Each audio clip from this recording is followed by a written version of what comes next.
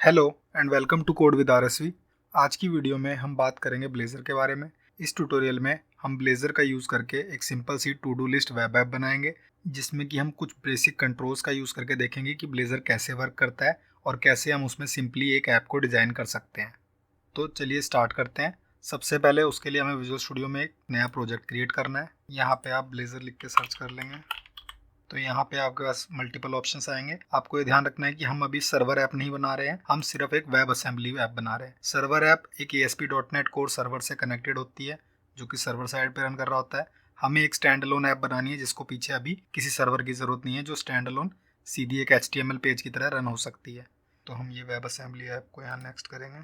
इसको नाम दे देते हैं टू डू लिस्ट, और यहाँ पे हमें कुछ चेंज करने की ज़रूरत नहीं है। 7 पे मैं क्रिएट कर रहा हूँ और यहाँ पे मुझे इन सब चीज़ों की ज़रूरत नहीं है। तो आपके पास कुछ इस तरीके से एक ऐप डिज़ाइन होके आ जाएगी, जिसमें कि मैं सॉल्यूशन एक्सप्लोरर में देखूँ तो मेरे पास ऑलरेडी काफ़ी सारे कंट्रोल्स यहाँ पे जनरेट होके आते हैं। अगर मैं इसको एज इट इज़ चाहूँ तो रन कर सकता हूँ और मुझे एक छोटी सी बनी बनाई ऐप यहाँ पे मिलती है। तो आपकी जब ऐप रन होगी तो आपके पास पोटेंशियली एक वार्निंग आ सकती है, क्योंकि हमारी ऐप अभी कोई रजिस्टर्ड सर्टिफिकेट नहीं यूज़ कर रही है। मैं इसको accept the risk and continue पे क्लिक करूँगा और ये सारी एनिमेशन मुझे ब्लेज़र ने खुद जनरेट करके दी हैं। और मेरी ऐप रन होने के बाद मेरे पास कुछ इस तरीके की स्क्रीन आ जाएगी। सबसे पहले है होम पेज। ये होम पेज मुझे हेलो वर्ल्ड का एक जनरेट होकर मिला है, जिसमें सिंपल सी लिंक है जिस पर मैं जाके एक सर्वे अटेंड कर सकता हूँ ब्लेज़र को लेके। उसके बाद ये काउंटर की ऐप है, इस पर मैं जितनी बार क्लिक करूँगा यहाँ पे काउंट होता रहेगा, बट ये रीस्टार्ट पे लॉस्ट हो जाता है, यानी कि अभी ये ऐप कहीं भी डेटा सेव नहीं कर रही है। और ये फैच डेटा का फीचर, जो अभी के लिए हमें एक सैम्पल JSON फाइल में से डेटा फैच करके शो कर रहा है कि हम कैसे डेटा यहाँ पे UI पे डिस्प्ले कर सकते हैं। तो अब मुझे इस पे क्या करना है कि मैं अपना एक और यहाँ पे टैब ऐड करूँगा और उस टैब को मैं एक टू डू लिस्ट की तरह यूज़ करूँगा, जिसमें कि हम कुछ टास्क को ऐड कर सकते हैं और उन टास्क को डन मार्क भी कर सकते हैं। तो टू डू लिस्ट बनाने के लिए मुझे सबसे पहले यहाँ पे पेजेस में एक रेजर कंपोनेंट ऐड करना पड़ेगा टू डू नाम से। ये वो मेरा पेज होगा जो कि मेरा कंटेंट को डिस्प्ले करेगा। अभी के लिए ये ब्लैंक यहाँ पे बिल्कुल जनरेट हो गया है, जिसमें सिर्फ एक हेडर है। मैं इस पे कुछ और चीज़ें ऐड कर देता हूँ। सबसे पहले मैं इसके लिए एक नेविगेशन ऐड करूँगा कि इसको कब शो करना है, किस URL पे शो करना है। तो उसके लिए होता है @पेज।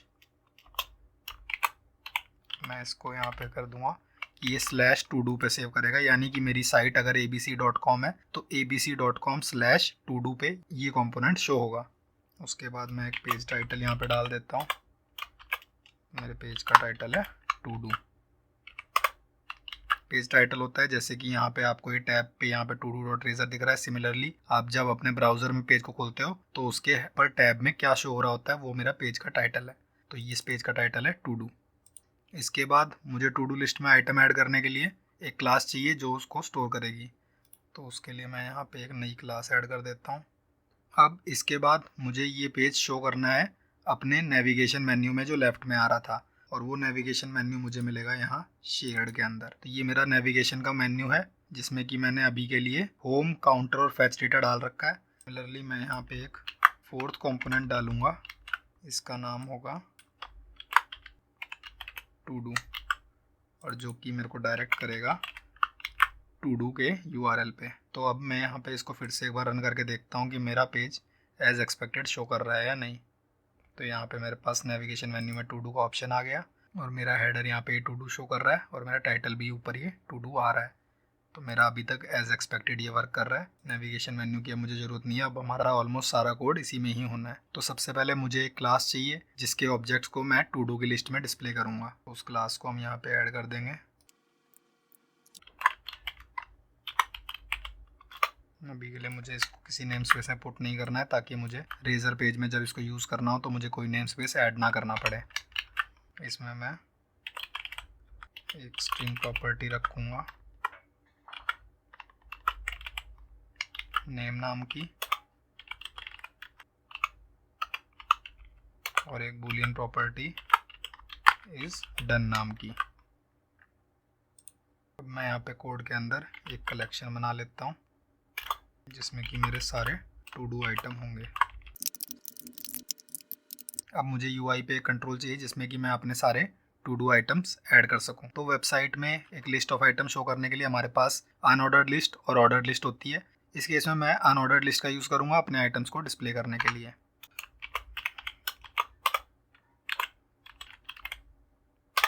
तो ब्लेज़र में मुझे ये चीज़ ध्यान रखनी है कि ब्लेज़र में मैं HTML और C# दोनों का कोड लिख सकता हूँ इस रेजर कंपोनेंट में। तो जैसे कि मैंने यहाँ पे ये अनऑर्डर्ड लिस्ट HTML का यूज़ किया, बट @ का यूज़ करके मैं अब ये C# का कोड यहाँ पे लिख रहा हूँ। अब इसमें हर एक टू डू के लिए मुझे एक लिस्ट आइटम डिस्प्ले करना है, जिसमें कि मैं डालूँगा todo.name। तो अभी मैं इसको रन करूँगा तो मेरी लिस्ट में कुछ भी शो नहीं होगा, क्योंकि मेरे पास ये एक ब्लैंक टू डू लिस्ट थी। तो इसमें मैं कुछ इनिशियल डेटा ऐड कर देता हूँ।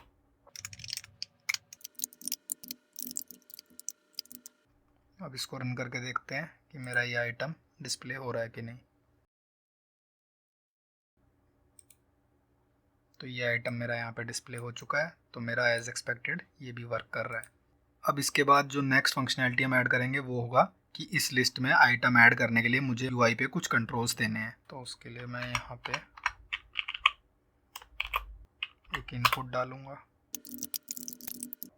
और इसकी वैल्यू स्टोर करने के लिए मैं यहाँ पे एक स्ट्रिंग रख लेता हूँ।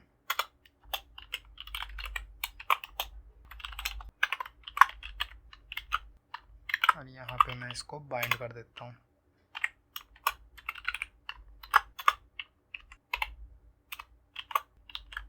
और एक हम बटन दे देते हैं, जिस बटन के क्लिक पे मुझे इस इनपुट से आइटम उठा के यहाँ इस लिस्ट में ऐड करना है। तो इस बटन पे एक ऑन क्लिक इवेंट देंगे हम।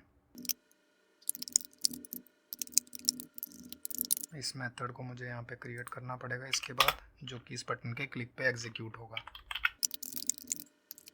तो इस बटन के क्लिक पे सबसे पहले मैं चेक करूँगा कि मेरा टेक्स्ट बॉक्स में कुछ आइटम है कि नहीं।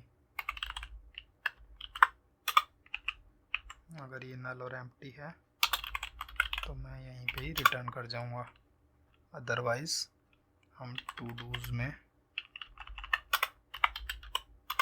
एक नया आइटम ऐड कर देंगे।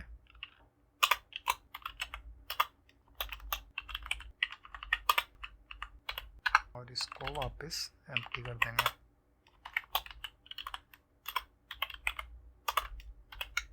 इसके बाद ये जो हमने डिफ़ॉल्ट यहाँ पे डिक्लेयर किया था, इसकी ज़रूरत नहीं है। टू डू लिस्ट मेरी इनिशियली ब्लैंक है और मैं जो भी चीज़ें यहाँ टेक्स्ट बॉक्स के थ्रू ऐड करूँगा वो इसमें डिस्प्ले करेंगी।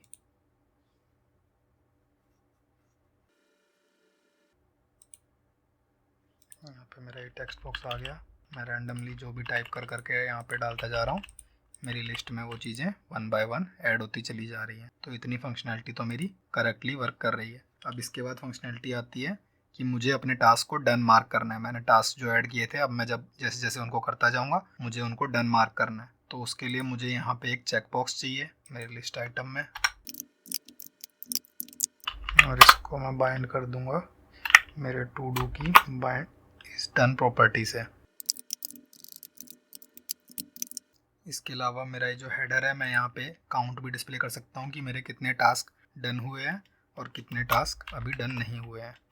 तो टू डू और उसके बाद कंप्लीटेड। टू डू में मुझे टू डूज डॉट काउंट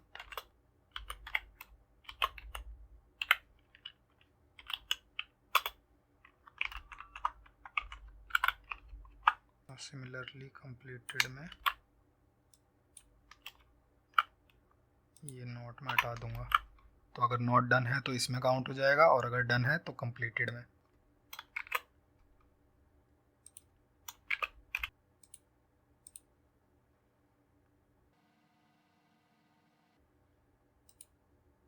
तो अभी स्टार्टिंग में टू डू में भी 0 है, कंप्लीट में भी 0 है।